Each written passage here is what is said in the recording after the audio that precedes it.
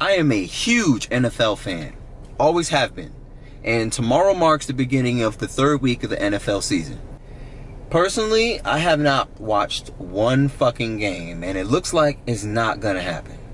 If you haven't heard about Colin Kaepernick and him taking a knee to peacefully protest the national anthem, you live under a fucking rock. But to quickly recap for those of you who don't know, Colin Kaepernick used to be a quarterback for the San Francisco 49ers who started this protest of the national anthem last year. In an interview afterwards, he was asked why. I mean, ultimately, it's to bring awareness and make people, realize what's really going on in this country. There are a lot of things that are going on that are unjust, people aren't being held accountable for, and that's something that needs to change. That's something that, this country stands for: freedom, liberty, justice for all. And it's not happening for all right now. And that's what began a media frenzy. He was a player who took a knee to peacefully protest police brutality and injustice in this country. He wasn't on trial for murder like Ray Lewis, no domestic violence caught on cam like Ray Rice, no excessive drug use like Johnny Manziel, no open domestic case of domestic violence like Ezekiel Elliott, who's still playing, by the way. Not a white guy saying that he will fight every nigger in a packed stadium like Ryan Cooper, or accused of rape like Big Ben, or accused of dogfighting like Michael Vick. Which brings me to Michael Vick. The first thing we got to get Colin to do is cut his hair. Listen, I'm not up here to try to be politically correct, but, even if he puts cornrows in it, I don't think he should represent himself, in that way in terms of, just the hairstyle. Just go clean cut. Why not? You're already dealing with a lot of controversy surrounding this issue. So his hair is what makes him unqualified for a position? Man, move.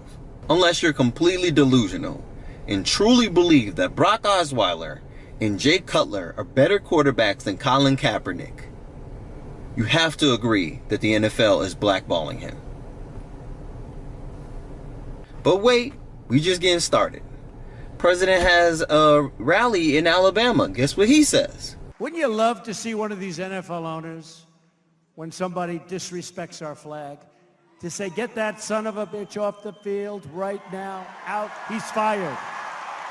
He's fired!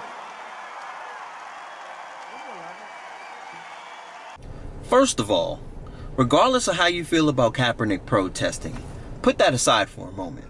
How would you feel if anyone called your mother a bitch on national television? Miss Texas says during this year's Miss USA pageant, this. Last month, a demonstration of neo-Nazis, white supremacists, and the KKK in Charlottesville, Virginia turned violent and a counter-protester was killed. The president said there was shared blame with, quote, very fine people on both sides. Were there? Tell me yes or no and explain.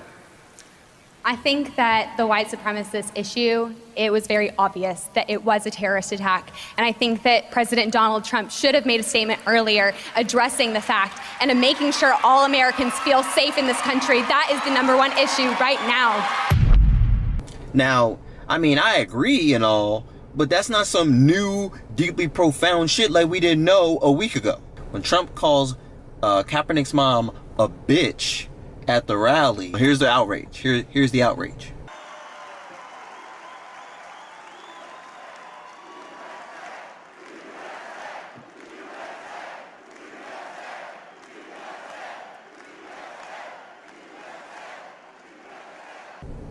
Oh, I'm sorry. That was the people chanting USA. Where's the phony outrage? But when ESPN sports analyst Jamel Hill goes on Twitter and says that Trump is a white supremacist, now y'all mad. Now y'all mad. Roland Martin said it best. But here's one of the reasons why I very rarely call someone a racist or white supremacist. Because what happens is the conversation is never about the issue. Right. True. It's about the label. Examples? When you take a white supremacist who takes his vehicle and drives it into a crowd of protesters, he can still be considered a very fine person. but you upset about Colin Kaepernick taking a knee in protest. You can have a group of white teenagers who attempt to lynch a black boy in New Hampshire and then not release the names to the families. But then you're upset when Colin Kaepernick takes a knee in protest. And I can go on and on. This is why I'm boycotting. I'm not going to support the NFL with my views when they're not concerned about my social well-being.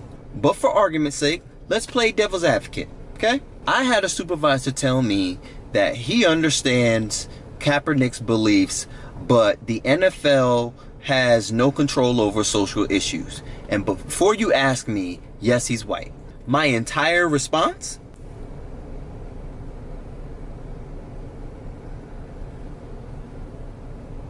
Because he doesn't get it. And he'll never get it, no matter what I tell him. Peyton Manning can promote Papa John's Pizza and Nationwide Insurance every Sunday. Eli Manning can promote that bum-ass watch that doesn't need a battery every Sunday. Odell Beckham can promote Head and Shoulders and Verizon pretty much every day of the goddamn week. So it's okay for players to use their platform to promote products and services, but it's not okay for them to use that same platform to bring awareness to social issues. So in conclusion, there are only two ways to look at this situation. Either you're okay with police brutality, social injustice, and disagree with Colin Kaepernick, or you're against police brutality, social inequality, and agree with Colin Kaepernick. There is no middle ground. But until next time.